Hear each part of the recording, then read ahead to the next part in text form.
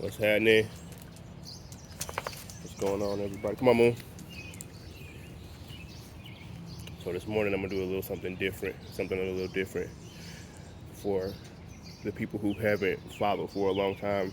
I just want to introduce each dog individually because most of the time when people see them, I have, at least two dogs with me at a time. Come on, Moon. This dog here,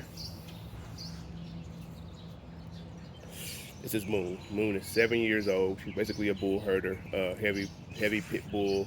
There's some mastiff in there, and bull herder. She is 50% bull herder. Her mom was 100% bull herder. I I owned Moon's great grandparents. Moon it took me 7 years to create Moon. I started out breeding pit bulls, American bulldogs, um, bull mastiffs. I've bred Saint Bernards. I've done it all. I started out I would say training is probably my first discipline in dogs. And then I have some background in animal psychology too. Come on, Moon. I have a little bit of a background in animal psychology too, which helped me a lot in picking dogs. So I owned Moon's. I'll just start from her grandma. Her grandma was a pit bull. Her grandma was from game lines. I took her grandmother to a band dog, a Corso pit bull band dog. The reason for that is because I got a band dog some years ago, maybe about 10, 11 years ago. And it was one of the best dogs I ever had as far as personal protection goes. But up until then, I had only done, say, guardianship with, not guardianship, I'm sorry, that's a different thing. I had only had dogs for home family guardians, and the only breed that I used at that time, Moon out, were American Bulldogs. My pit bulls would not do it. My other breeds wouldn't do it the way that my American Bulldogs did.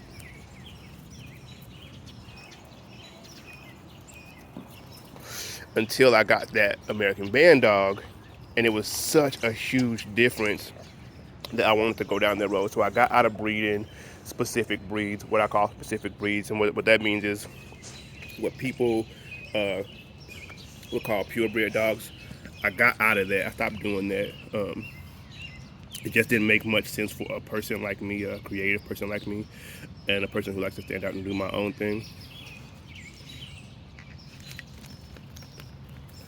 And I was also at a point in my life where I was traveling a lot. I needed a protective dog that was also smart and athletic, but I wanted it to be fun. That's the thing that I think people miss out so much when they, as far as like dog men, dog women, breeders, trainers, we miss out on just having fun with our dogs. Like, me personally, it's about 6 a.m. here.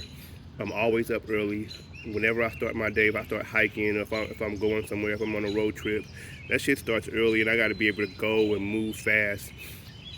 Adding, taking that band dog, that heavy pit bull band dog to a Belgian Malinois, what it allowed me to do was have a super highly trainable dog that wants to protect and is also super durable.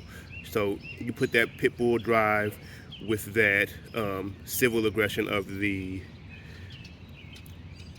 Cane Corso that was used, the Italian Mastiff that was used, and then put that on top of the intelligence and athleticism and the civil aggression that the Belgian Malinois had. The Moon's Mom was a super high prey drive dog, and from that I created Moon. And from Moon, I created the other dogs that I'm going to show you now. This is Moon, focused on that ball. She won't move until that ball moves, or until I tell her to.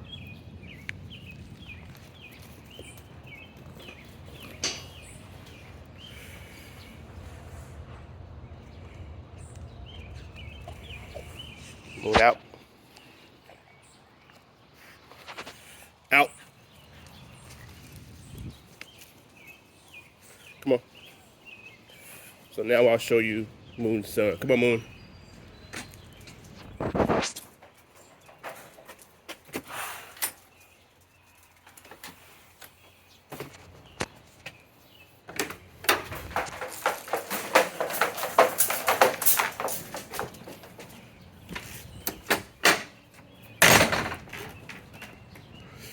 My big boy. Someone knows he ain't supposed to come on the patio, so he's going straight to the grass. So from Moon, I learned I had a fire dog. I had a dog that was fire. But what I learned was I wanted a dog that was a little more capable of stopping heavier animals and more aggressive humans. So I did a bunch of research. I was looking around for all kinds of dogs that I wanted to use to do that. I wasn't breed specific in doing that, and I would encourage people to not be so breed specific as far as the active traits that you want, because being in that breed is not one size fits all. Soma, no. Don't think you're gonna get a Belgian Malinois and it's gonna act like everyone that you've ever seen, or a pit bull, or an Italian Mastiff, or any kind of dog. It's gonna be like everyone you've ever seen. That's not how it works. That's not how it works. You have to find the individual dog that goes good with the dog that you're gonna put it on top of or under, and go with that kind of breeding. For people who want dogs like this, for people who want dogs that perform, find an individual that performs the way that you want it to perform, but also has some of the other traits that you're looking for. Soma, out! Soma, no, out! Which Soma's dad did. So, in looking, I found a bunch of dope dogs. I found some presses that I liked. I found some. I'm just giving the specific breeds just so you can kind of like gauge the size of the dog that I was looking for. I found a nice bull presser herder that was nice, and some other mixes that were performing incredible. Some band dogs that were performing incredible. But what I decided to do was take Moon, the dog that you just saw, to an American Bulldog owned by Southpaw Kennels. If y'all are on Instagram, check out Southpaw Kennels, and that's Soma's dad, a dog named Zorro that's owned by Southpaw Kennels. Champion Rock is his grandpa. The reason for that was because that dog was a very serious dog. I knew that adding a dog that serious on top of the intelligence and athleticism and all the stuff that I was getting with Moon could produce something special, and it did. It produced about 4 special dogs out of 8 in that litter, possibly more. I know one of the dogs is living with a federal agent or something like that. I forgot what it, some guy in law enforcement, but I lost contact with him, so I don't include him in that 4. But that dog's probably doing something pretty good too, because dude was dope as far as his understanding of dogs. But anyway, I took Moon to Zorro, an American Bulldog, partly because what I wanted in the beginning, you heard me say I wanted a dog that was a little more capable of stopping a heavier animal or a more aggressive human, and Zorro was definitely that. He's a 100+ pound American Bulldog, but he's not one of those short. He's a performance American Bulldog. I want to say he's a hybrid American Bulldog, but I don't want to lie. I don't remember. If you, like I said, if you have Instagram and you want to check him out, Southpaw Kennels is who owns his dad, so you can kind of get a little bit better information on the actual line. But a fire line of American Bulldogs, one of my favorites that I've ever seen. I took Zorro to Moon, and I got Soma and a bunch of other dogs, but Soma's my favorite. Obviously, that's why he's still here. So meet Soma. So Soma, as you see, is big, he's heavy, he's strong, he's thick. He's about 85 pounds right now, but he's on a raw diet. Soma, no, if he was on kibble, he'd probably be 100 pounds. So he has the build and the power of an American Bulldog, but that Soma out, but the drive you see, that non-stop you see, that Belgian Malinois, that in Moon, that Belgian Malinois and that Pit Bull high drive really showed up still on top of this Bulldog, this heavy Bulldog frame. And, I couldn't have asked for a better dog out of that mix. I mean, this Soma is he's everything that I could ask for out of that mix. I mean, there's some phenotypical stuff that I would change, but not very much. I love his coat. I love his muzzle. I love the skin. I love the tightness of the coat.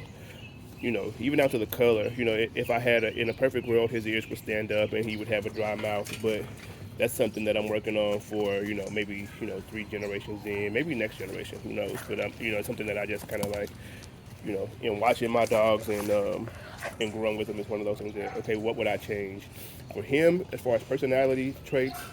Not much. He's perfect for me. He's perfect for me. I'm a laid back to myself kind of person, and Soma's a laid back, just me and him kind of dog, just a family kind of dog. Soma out.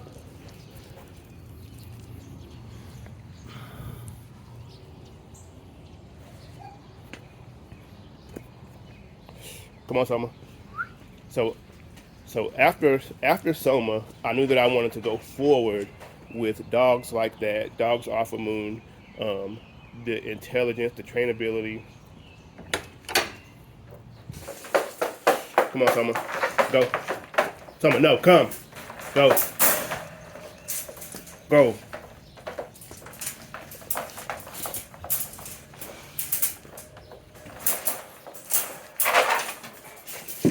Come on, Gray. So I was saying, after that, I knew that I wanted more dogs like Soma.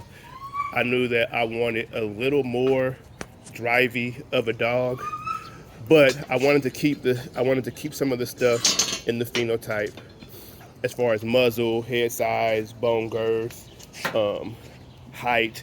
I wanted to keep some of that stuff, but I wanted to add um, a little more drive. I wanted a little more drivey dog than Soma. Even like I said, even though Soma's drive is amazing, it's perfect, it's great, but just for the sake of fun and making sure that I keep that drive in the next part of my line, I knew I had to take Moon to a different dog. So what I did there was the same kind of research, same kind of search that I did when I created Soma, and it led me back to Southpaw Kennels. Southpaw Kennels also breeds predator defense dogs. If you don't know what those are, Google them. There's like PDDA .com or something. I can't. I'm my bad. My bad, Thomas. If I messing up your shit. But if y'all are on Instagram, go check them out. It's Southpaw Kennels. There's predator defense dogs, and they have American bulldogs and some other stuff too that are dope. But I went over to his house and I worked one of his predator defense dogs, and that's not what I went there for. I went there just to kind of like hang out, see the dogs, and he happened to have one, and he wanted me to kind of test her a little bit, and I did, and she was fire. Had never seen any pressure, had never seen any agitation, but the second she saw me and I saw her, it was up. And I loved, and but aside from that, she was just a chilled, nice little, cool little dog. You know what I'm saying? You would have never thought that was what came out of her was going to come out of her. She wasn't just doing it because I was agitating her. She wasn't just trying to get me away from her. She was serious, and she was maybe a 5-6 month old pup. Maybe she was about 8 months or something like that. But she was a young dog. So I kept that in mind, and I remember when I went to breed Soma to Zorro that he had an American bulldog over there named. I can't think of his name, but he has his son now named Captain America. You should go check him out. His name's Captain America. He's fire too. But Ruger. I was gonna breed her. I thought about breeding her to Ruger, but I went with Zorro instead. So when I went back, he had a son off of some super dope predator defense dogs that he had, and that dog had everything that I was looking for. And taking that dog to Moon, I got this here. So in the predator defense dog, there is Pit Bull, there's American Bulldog, and there is Rottweiler. All great lines of all three dogs.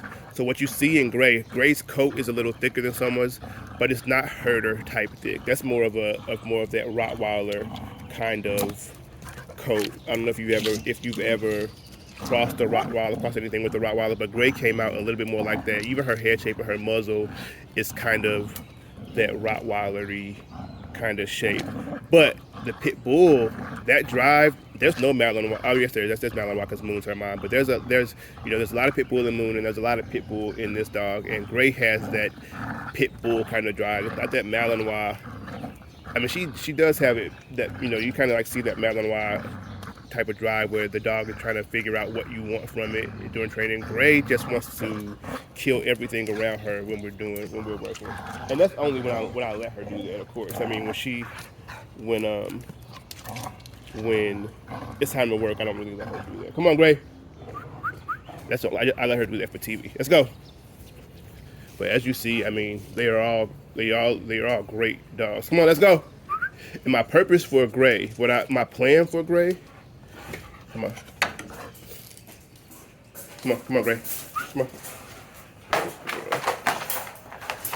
So my plan for Gray, when I put that breeding together, it was not just to have puppies. It was to double up on that intelligence that I get from Moon. Come on, Moon.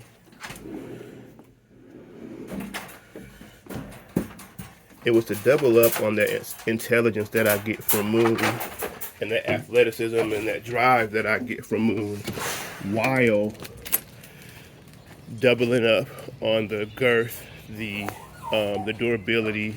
Not that Moon's not durable. The durability that I get from the outcross.